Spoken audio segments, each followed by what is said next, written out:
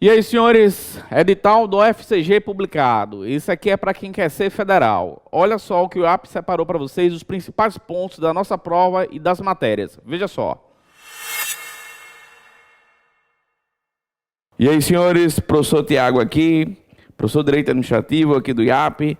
Vamos começar, na aula de hoje, conversar sobre o regime jurídico administrativo, as principais normas e regras que vão delimitar a atuação da administração pública. E aí nós vamos aqui conhecer os princípios expressos e os princípios implícitos.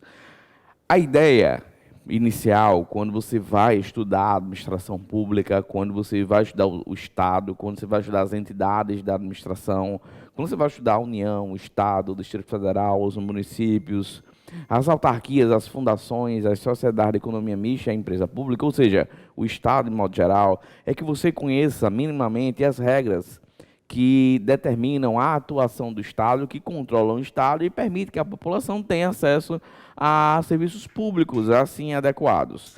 E aí a ideia é justamente essa aula de regime jurídico administrativo é te dar a noção básica, a noção necessária para que você consiga evoluir no direito administrativo.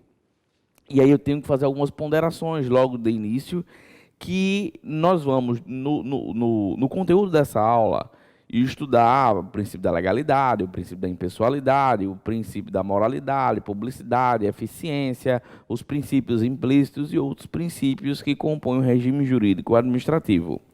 Sendo que eu tenho que dizer uma coisa para vocês, que esse tema que a gente vai estudar agora é um dos temas preferidos das bancas de concurso. Porque os princípios, eles têm um conteúdo muito aberto, muito abstrato, e eles se encaixam em várias particularidades da atuação da administração pública. E as bancas, com isso, conseguem formular questões nos vários ramos de assuntos que ela vai, assim, conseguir elaborar questões para cobrar os assuntos mais correntes, os assuntos que estão sendo mais cobrados, os assuntos que estão sendo capa de jornal, capa de revista. Então, por isso, você tem que tomar muita cautela e muito cuidado nesse tema. E aí o que a gente vai ver agora são os principais conteúdos e as principais consequências de cada um desses princípios. Então, para começar, e aí você pode acompanhar junto com esse nosso material, que ele está aí, ele está dividido justamente, ó, ele vai começar com o regime jurídico administrativo, nós temos os princípios, e aí vamos começar com os princípios expressos, e a coisa vai evoluindo, e ao final nós vamos desenvolver um bloco de questões para fazer um exercício de fixação do conteúdo aqui estudado. E aí a ideia principal é que o Estado ele precisa de normas de conduta, o Estado precisa de normas que controlem a sua atuação. E essas normas, elas são caracterizadas como o gênero, do qual eu divido em duas, que são os princípios e as regras. A missão agora na aula é estudar os princípios da administração pública. Aqui nós temos uma conceituação clássica que o princípio ele tem conteúdo abstrato, ou seja, ele tem uma carga aberta, como por exemplo o princípio da eficiência. Como é que você preenche? Como é que você conceitua? Como é que você delimita? Ele é muito aberto. O princípio da moralidade, que é você obrigar o servidor público, ele pautar sua conduta em parâmetros de honestidade, decoro e boa-fé e ética.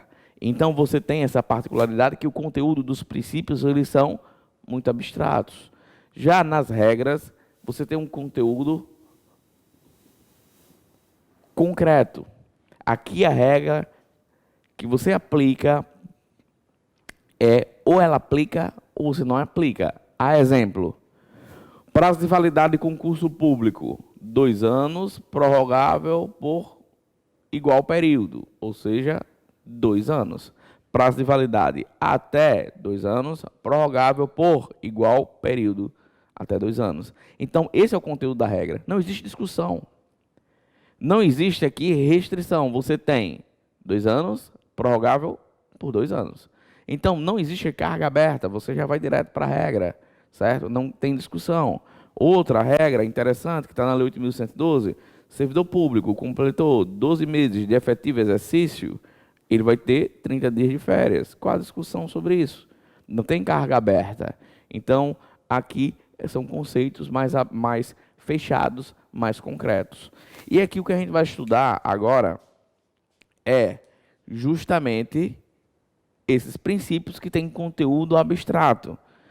E aí, nós temos um conjunto de princípios, e esse conjunto de princípios que vai regulamentar a atuação do Estado, ele se divide em dois grandes ramos. Nós temos os princípios expressos e nós temos os princípios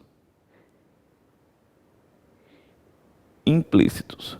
Os expressos, eles são assim identificados porque você vai conseguir enxergá-los, você vai conseguir ver, certo? Eles no artigo 37 da Constituição Federal e também distribuído na própria Constituição Federal.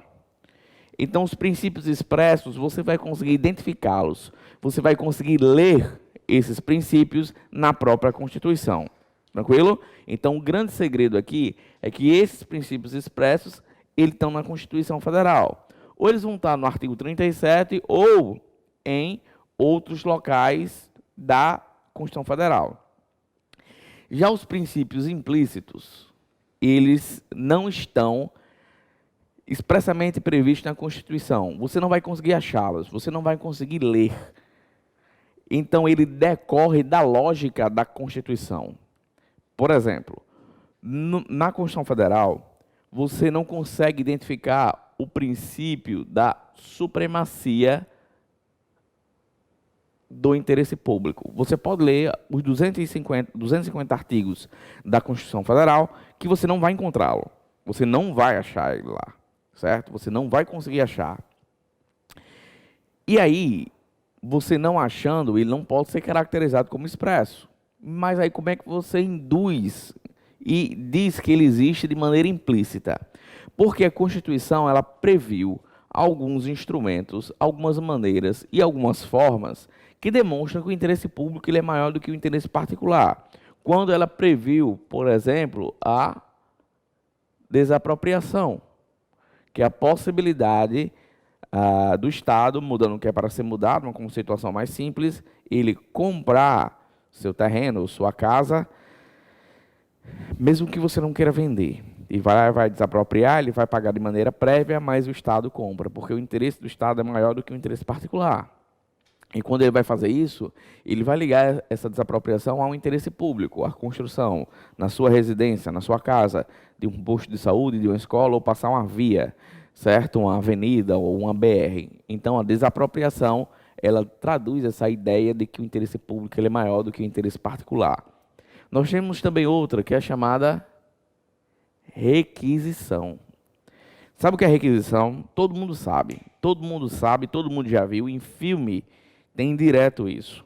Imagine você assistindo aquele filme policial, aquele filme americano, em que os agentes de segurança estão correndo atrás da organização criminosa, e no meio dessa correria, da perseguição, os bandidos lá pegam uma moto ou um carro e saem fugindo. E aí o agente está correndo a pé, e normalmente o que se faz? Ele para um carro, certo? Ele para um determinado veículo e diz, olha, saia do seu veículo que eu vou utilizar para o interesse público, para perseguir a organização criminosa. O nome disso é requisição.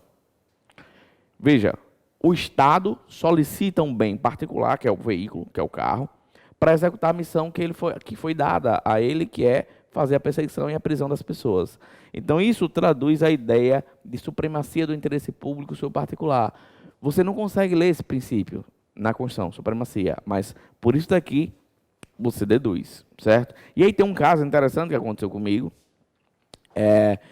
Eu estava indo no mês de janeiro aqui no Nordeste, nós temos o veraneio, que é algo muito comum aqui, a gente que vive nas capitais, nas praias, e eu fui para as praias juntamente com minha família, minha esposa, e aí a gente ia para a casa da minha mãe, e além disso a gente ia para uma festa, um show, e aí indo, a polícia militar ela fez um bloqueio, certo? Ela colocou uns cones na via para fazer com que o trânsito fluísse de uma maneira mais tranquila, porque como ia muita gente, e aí engarrafar e tal e tal.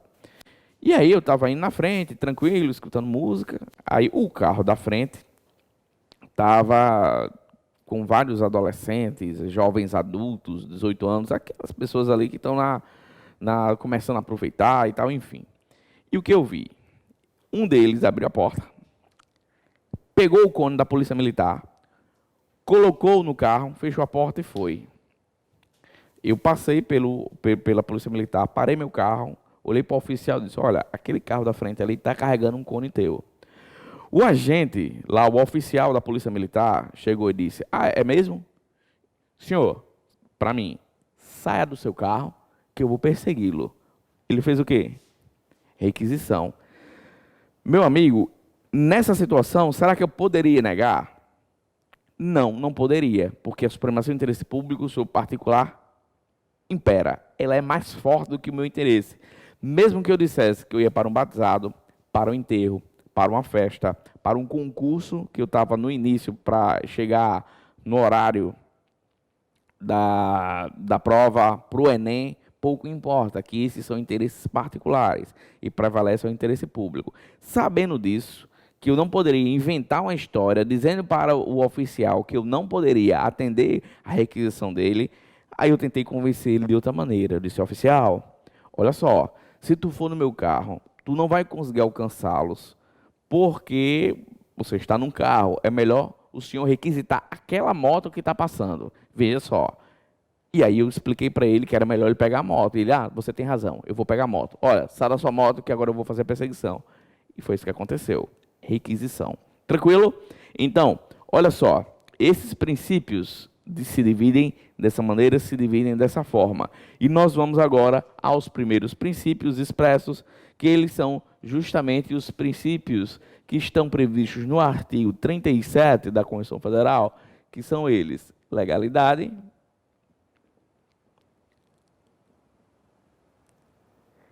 impessoalidade, moralidade, publicidade e eficiência, certo? São esses princípios expressos. Dica para a prova de concurso. Olha só, é isso aqui, o LIMP. Legalidade, impessoalidade, moralidade, publicidade e eficiência. Veja aqui o que é que nós temos no conteúdo. E aqui nós temos a opção de acompanhar com vocês e fazer os devidos destaques aqui no teu material. Veja só o que nós temos aqui. Nós temos os princípios expressos, que aqui se encontram, e veja a redação do artigo 37 da Constituição Federal. A administração pública, direta e indireta, esses conteúdos, esse conceito aqui, nós vamos aprender nas próximas aulas.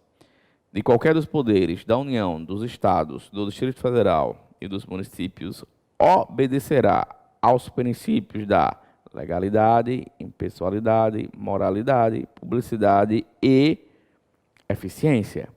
Essa é a ideia central aí por trás dos princípios expressos. E nós vamos aqui ao primeiro princípio expresso que nós temos, que é, no caso, o princípio da legalidade. E qual o conceito, qual o conteúdo da legalidade? E por que da força da legalidade? E aí eu vou explicar para vocês da seguinte maneira, para deixar a circunstância mais fácil, a circunstância mais agradável. O princípio da legalidade, ele diz que ou os gestores públicos ou os órgãos públicos, eles precisam obedecer à lei. Simples assim.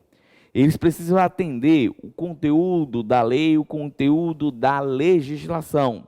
Então, aqui, ele determina que o Estado ele tem que obedecer à lei.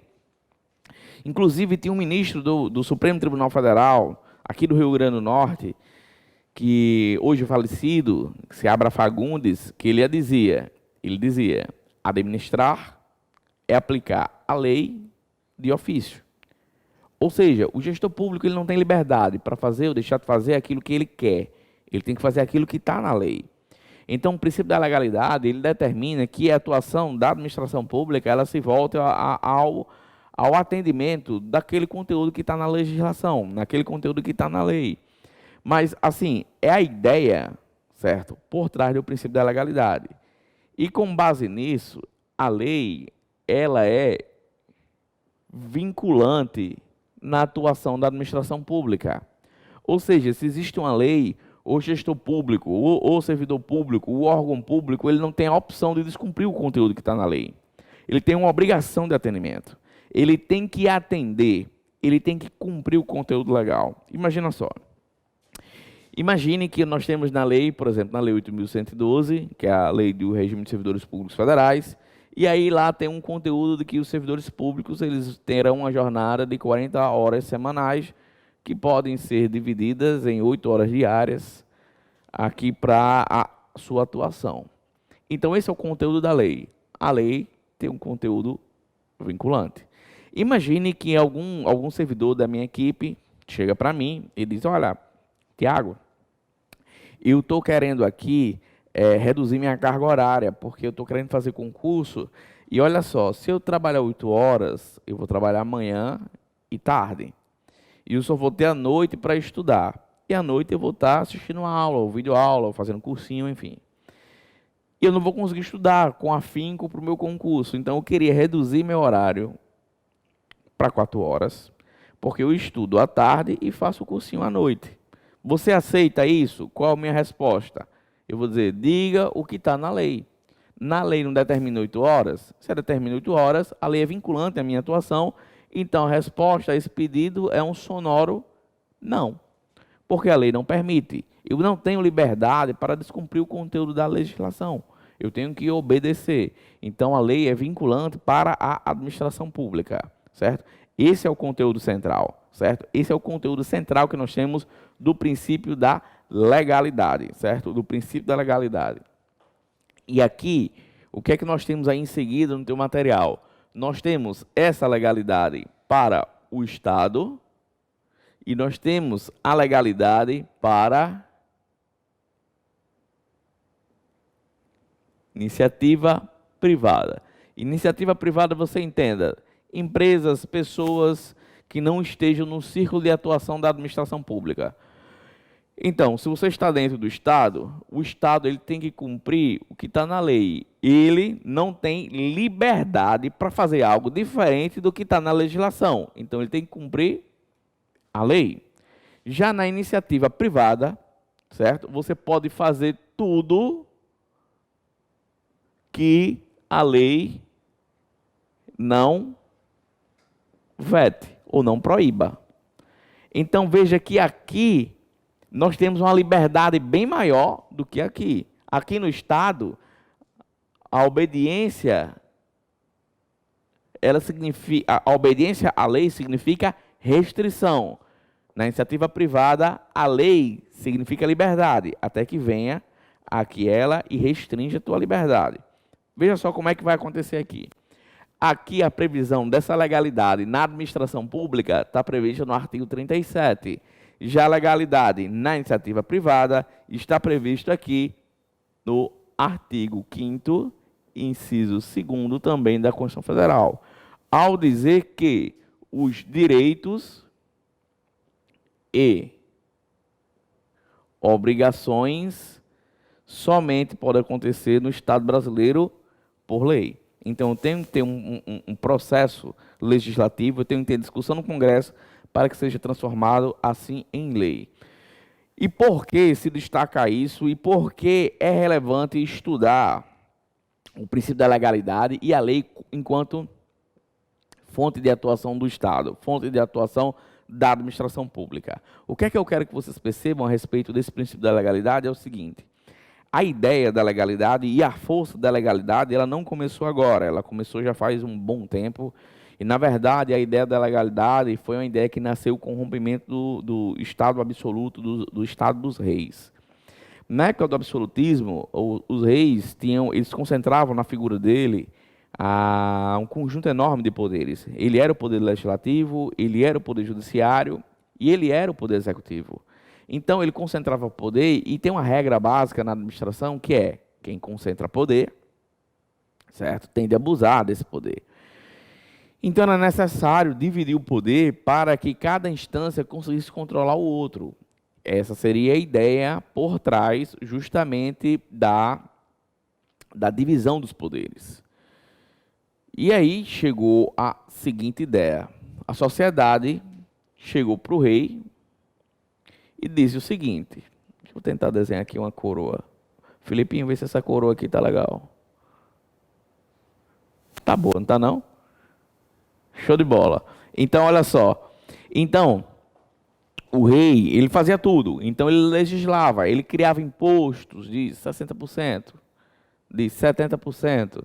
Tinha algumas leis em alguns estados monárquicos que a primeira noite de núpcias da mulher não era com o marido, era com o rei e só depois iria com o marido. Veja que absurdo, né? Então, nós temos essa figura, aqui essa figura do rei, certo? Sendo que a sociedade disse o seguinte, olha, rei, agora você não manda mais em porra nenhuma. Quem vai mandar aqui agora, de fato, é a sociedade. É claro que não foi uma conversa amistosa dessa. Foi decapitando cabeças, foi tendo revolução, a Revolução Francesa, o movimento do Iluminismo. Então, o que foi que aconteceu aqui? Houve o rompimento, certo? Com esse Estado absoluto e começou a nascer o Estado republicano e as democracias. E aqui, nessa ideia de divisão e de rompimento com o rei, o que é que queria o Estado? O que é que queria a sociedade? A sociedade queria fazer o seguinte, olha, o rei não mais poderia criar essas obrigações. Quem deveria criar essas obrigações seria o povo, porque o povo é quem detém o poder, certo? E aqui, como é o povo que detém o poder, quem vai criar os direitos e obrigações seria justamente o povo. Sendo que não dá para você pegar a criação de direitos e obrigações isoladamente e colher o voto de cada uma das pessoas. Aí você elege representantes eleitos e coloca num órgão cuja missão é justamente colher a vontade popular. E esse órgão foi chamado de poder legislativo. Que a produção do poder legislativo é o quê? A lei. Então, a força da lei decorre desse movimento aqui de rompimento com o Estado absoluto. E aí você faz nascer justamente a lei. E a força da lei para que o poder executivo, que seria, assim, a decorrência ainda do poder do rei, seria justamente controlar a força da lei sobre a atuação do poder executivo, induz justamente essa lógica de que o poder executivo tem que obedecer à lei, porque a lei é decorrência do poder do povo. Então, quando o Estado ele obedece à lei, ele obedece essa lógica do Estado republicano. Tranquilo? Beleza, né? Então, aqui nós temos duas diferenças. A lei para o Estado significa restrição, e a lei para a iniciativa privada significa liberdade, que é esse ponto A e o ponto B, que está aí nesse item da legalidade. E logo após, você vai ver um conteúdo interessante que está na Lei de Processo Administrativo Federal, que ele estabelece o seguinte, que a administração pública ela tem que obedecer à lei e o direito. Ou seja, tem que obedecer à lei e os princípios também, todas as normas, para tomar algumas decisões. E aí eu tenho que particionar e ainda dividir, porque isso está sendo objeto de prova de concurso, você tem que tomar muito cuidado. Porque assim, você já sabe agora que o Estado tem que obedecer à lei. Tranquilo, sem nenhum problema. Você sabe de onde veio a origem dessa lógica. Você sabe que a administração pública não tem liberdade para descumprir a lei. Mas vem cá.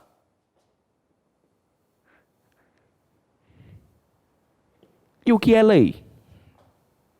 Como é que você vai conceituar a lei para preenchimento do conteúdo do princípio da legalidade? A lei, para preenchimento do conteúdo da legalidade, vai significar obediência à Constituição Federal, às emendas constitucionais, tratados internacionais, lei complementar, lei ordinária, lei delegada, medida provisória, resolução, decretos barra regulamentos. Esse daqui é, de fato, o conteúdo da legalidade. A lei, para efeito de cumprimento da legalidade, a administração tem que obedecer todas essas regras. Ela tem que obedecer à Constituição, que é, no caso, no desenho da hierarquia das normas, a Constituição está aqui em cima. Todas essas outras normas devem obedecer o conteúdo da Constituição. Então, Constituição Federal, emendas constitucionais, tratados internacionais, lei complementar, lei ordinária, lei delegada, medida provisória, resolução, decretos e regulamentos. Então, o conteúdo da lei é justamente esse, certo? É justamente esse. Me acompanha aqui, eu vou apagar essa parte, porque eu vou precisar dela a partir de agora. É que esse conteúdo da legalidade, enquanto obediência à lei,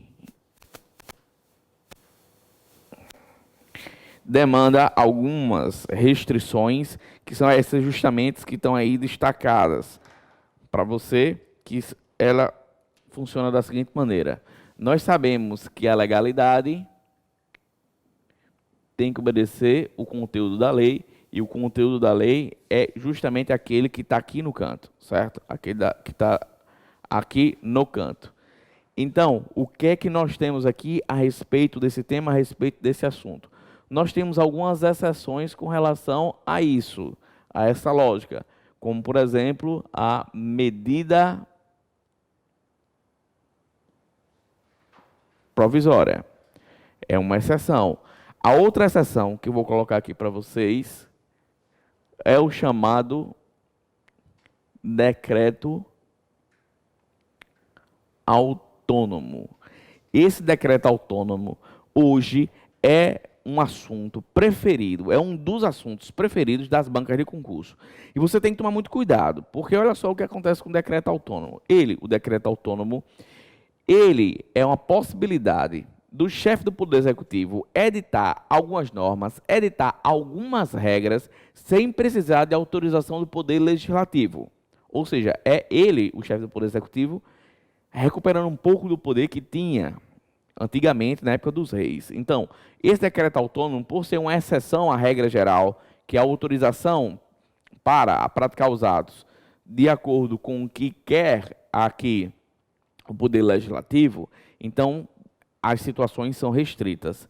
A primeira situação que autoriza a utilização do decreto autônomo é a extinção de cargo público vago. Olha só, a criação de cargo público tem que ser por lei, certo? A criação tem que ser por lei. E nós temos uma ideia e um princípio em direito que é chamado de princípio da simetria ou princípio do paralelismo das formas, que significa dizer o seguinte, olha só, se eu crio algo por lei, sua extinção tem que ser por lei. Simples. Princípio completamente simples, se eu crio por lei, tenho que extinguir por lei. Se eu crio por aqui uma lei complementar, sua extinção tem que ser por uma lei complementar. Essa é a ideia, certo? Essa é a ideia. Sendo que quando esse cargo está vago, aí eu não preciso de uma lei para extinguir, certo? Aí eu faço a extinção por decreto. E esse instrumento já foi utilizado pelos presidentes da República anteriores e sempre utilizaram para extinguir cargos vagos. A exemplo, no tempo do Michel Temer, ele extinguiu, foram 20 mil cargos públicos. Mas olha só os cargos públicos que foram extintos. Datilógrafo, digitador, jardineiro, pintor, que eram cargos que estavam vagos na administração pública já há muito tempo. Sendo que ainda nós temos uma outra hipótese, e essa outra hipótese aqui é que quando cai em concurso, e ela despenca em concurso, elimina geral, pega todo mundo, certo? E ninguém acerta essa questão. E aqui, nesse item 2, é quando o Estado ele utiliza o decreto autônomo para organizar a administração. E essa organização da administração pública, a utilização dela através do decreto, demanda, certo? Demanda dois requisitos. Demanda dois requisitos, certo? Primeiro, não poderá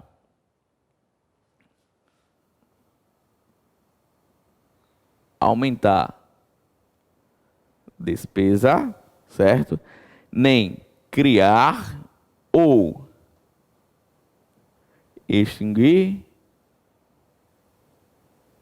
órgão público. Então, o que é que nós temos aqui? Nós temos que o decreto autônomo ele pode extinguir cargo vago e ele também pode ser utilizado para organizar ou reorganizar a administração pública. Agora, nessa organização, eu não posso aumentar a despesa, então eu só posso diminuir a despesa, e eu não posso criar ou extinguir órgão público, certo? Se por um acaso eu quero criar ou extinguir órgão público, eu tenho que utilizar a lei. Eu quero criar um novo ministério, eu tenho que utilizar a lei. Eu quero extinguir o ministério, tenho que utilizar a lei. Agora, se eu reorganizo a administração pública e não crio, nem tampouco aqui aumento de despesa, aí eu posso utilizar o decreto autônomo. Imagine aí, se o presidente da República hoje ele deseja extinguir o ministério, um determinado ministério. O Ministério dos Concursos, exemplo. Ele quer extinguir o Ministério dos Concursos. E aí, nesse caso, desse ministério, ele vai organizar a administração pública, que ele está reorganizando nesse caso. Quando você extingue o ministério, você não aumenta a despesa, você reduz. Então, esse primeiro requisito aqui estava preenchido. Sendo que ele estava extinguindo o órgão público, se ele está extinguindo, ele não pode utilizar o decreto, ele tem que utilizar a lei, ou no caso, a medida provisória. Show de bola? Tranquilo? É essa a ideia aqui por trás do decreto autônomo. E veja que eu destaquei para vocês justamente essa possibilidade, e aí você tem que tomar muito cuidado. Deixa eu dar o devido destaque aqui para vocês. Olha só, nós temos aqui o decreto autônomo hoje, que é uma das particularidades mais cobradas em prova de concurso, e aqui ele fala justamente organização e funcionamento da administração federal, desde que não implique aumento de despesa, nem criação ou extinção de órgão público, e extinção de cargo público ou funções públicas quando vagos. Toma cuidado com isso, para você não perder essa questão. Tranquilo? Mais à frente, nós temos um outro conteúdo para estudar, que é o conteúdo da reserva legal. E esse conteúdo da reserva legal, ele está aí no teu material, é o ponto C, que ele traduz assim um pouco uma consequência e um conteúdo um pouco diferente da legalidade, sendo que muita gente, de forma equivocada, utiliza a reserva legal e a legalidade como sinônimos. Elas não são, certo? A legalidade, aqui a administração tem que obedecer todo esse conteúdo. A Constituição, emenda constitucional, tratados internacionais, lei complementar, lei ordinária, lei delegada, medida provisória, resolução, decretos e regulamentos. Já o conteúdo da reserva legal, ela tem um conteúdo, ela tem uma abrangência bem menor do que esse daqui. A reserva legal,